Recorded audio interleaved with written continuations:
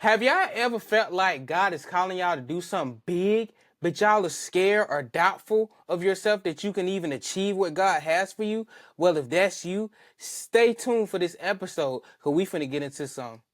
What's up, family, and welcome back to the Willing and Able show. So today we're going to talk about God's purpose for our life and how fear and doubt is stopping us from achieving that. All right, so let me tell y'all my personal testimony. And it started ever since I was growing up to now, really. God called me to do a lot of stuff, and I used to let fear was a big reason why I used to either procrastinate doing stuff or I never did the stuff, because I always said, dang, what if I fail? What if people laugh at me? What if I don't have no support? What if nobody view my videos? What if nobody support my dream? That literally are the questions that I used to ask. And I noticed that I was set apart at a very young age, and I didn't realize it until I got older, like 20s. Literally, that's when I realized. And look, if God set you apart for a reason, he told us in the Bible that we're set apart anyway. So if you're feeling lonely, if you're feeling like, I can't do this or nobody gonna support me, do it. Because one thing about God, he's going to send that support. He's going to send that help when you're doing stuff according to his will and you're on the right path and the purpose that he has set for your life. See, a perfect example of somebody down their self and fear is Moses. See, God calls Moses to do a lot of things in the Bible. He became a great figure in the Bible, but he was scared, y'all.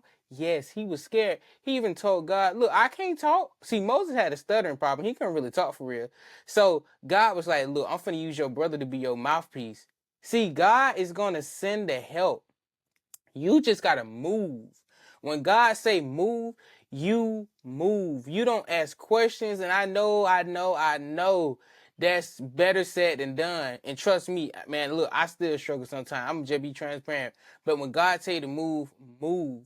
And the reason why I said it is because just like how God gave Moses help with Aaron, he can give you the help as well. So he can remove those friends that is going to cause you to doubt yourself. That's going to be negative towards your dreams and purpose that he has for you. He going to replace them with good people. You know what I'm saying? And comparing yourself is another thing, man. Comparing yourself will put you in a world of hurt. And I know I talked about this on one of my podcasts, but I'm going to reiterate it. Comparing yourself can hurt you. I used to do it so much with these podcasts. I tried to change my style. I tried to do topics that ain't had none to what God has for me. See, that's what happens when you get off your purpose. And I end up going back to the original purpose that God had for me. Stop comparing yourself. I could be way further than I'm supposed to be if I didn't compare yourself.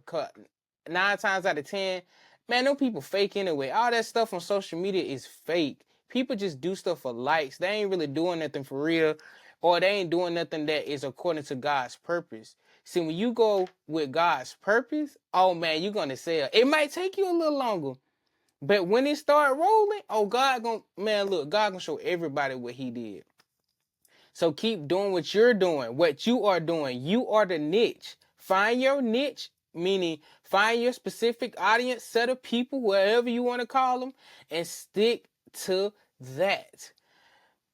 Man, look, obedience is better than anything. Obedience. When God tells you to do something, please listen. Look, obedience is better than sacrifice. See, obedience means you doing stuff despite how you feel. You listening to God despite that you scared. You listening to God despite your ability. See, obedience is better than sacrifice, because if you don't obey God, it could be some bad stuff to happen to you because you're no longer under him. Like, you out there free because you doing stuff that God told you not to do. You're not on your purpose. See, Jonah was a prime example of that. Jonah and the whale. We all know the story growing up. See, God told Jonah to go somewhere, and Jonah was like, yeah, I'm not finna do that. So he ended up going somewhere else, and a whale ended up eating him. See, when the whale ate him, he ended up, God still delivered him. God still protected him. Because, the whale supposed to digest him, but it supposed to be gone. But see, that's how good and graceful and a merciful God that we have. He still kept Jonah. The whale spit him out. And guess what Jonah did? Jonah still did what God told him to do. But see, if he never would have been disobedient, aka sacrificed and went somewhere else, he never would have experienced the bad stuff that he experienced. See, sometimes we do the bad stuff to ourselves, then we blame God. God, why are you doing this to us? God, what did I do? Why you won't bless me? Because you're doing stuff outside of his will. You're not being obedient. See, when you be obedient, blessings follow. Prime example, me being a teacher. See, as y'all know, I was supposed to do something completely different. I was about to go to law school. As y'all know, y'all OGs, y'all already know that. But I was supposed to go to law school.